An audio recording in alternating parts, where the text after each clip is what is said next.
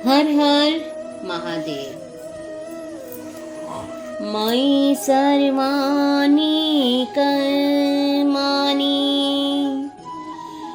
मयि सर्वाणि कर्माणि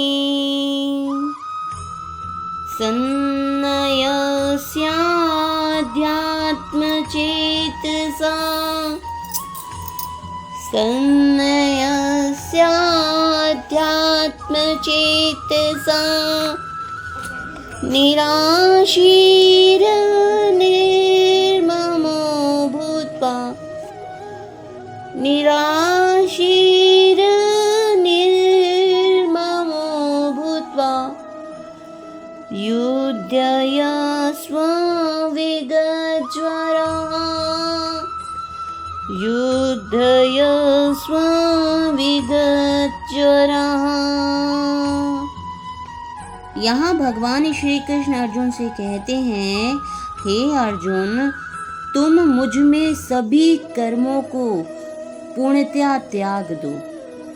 पूर्ण आत्मज्ञान से युक्त होकर, लाभ की आशा से रहित होकर, स्वामित्व की भावना से रहित होकर, आलस्य से रहित होकर केवल युद्ध करो। हे अर्जुन, अपने सारे कार्यों को तो मुझ में अर्पित करके, मेरे पूर्ण ज्ञान से युक्त होकर, लाभ की इच्छा से रहित, स्वामित्व के किसी भी दावे के बिना, आलस्य से रहित होकर तुम इस समय युद्ध करो। कहने का भाव यह है कि भगवान की शिक्षा है कि स्वधर्म पालन के लिए सैन्य अनुशासन के सदृश पूर्णतया कृष्ण भावना भावित होना परम आवश्यक है। ऐसे आदेश से कुछ कठिनाइयां अवश्य ही उपस्थित हो सकती हैं, फिर भी कृष्ण के आश्रित होकर स्वधर्म का पालन करना ही श्रेष्ठ है, क्योंकि यही जीव की स्वाभाविक स्थिति है। जीव भगवान के सहयोग के बिना कभी सुखी नहीं हो सकता, क्योंकि जीव की नित्य स्वाभाविक स्थिति ऐसी ही है, भगवान की इच्छाओं के अधीन रहा जाए। अतः श्री कृष्ण ने अर्जुन को युद्ध करने के लिए इसी आदेश को इसीलिए दिया, मानो भगवान उनके सेना नायक हो। परमेश्वर की इच्छा के लिए मनुष्य को सर्वस्व की बलि करनी होती है और साथ ही स्वामित्व जताए बिना स्वधर्म का पालन करना होता है। अर्जुन को भगवान के आदेश का पालन करना था।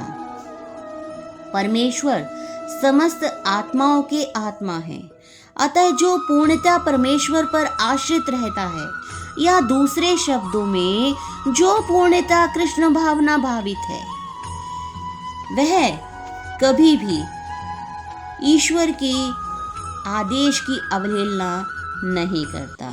जब मनुष्य इस प्रकार से कृष्ण भावना अमृत में रहकर कार्य करता है, तो वह किसी वस्तु पर अपने स्वामित्व का दावा नहीं करता।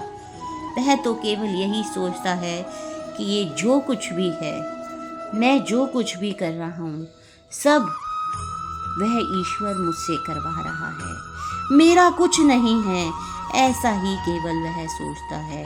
यदि ऐसे कठोर आदेश को, जो शारीरिक संबंध में तथा कथित बंधुत्व भावना से रहित है, पूरा करने में कुछ झिझक हो, तो उसे दूर करना चाहिए।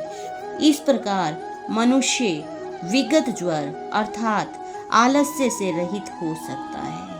अपने गुण तथा स्थिति के अनुसार प्रत्येक व्यक्ति को विशेष प्रकार का कार्य करना होता है। ऐसे कर्तव्यों का पालन कृष्ण भावना भावित होकर ही किया जा सकता है, और यही मुक्ति का मार्ग है।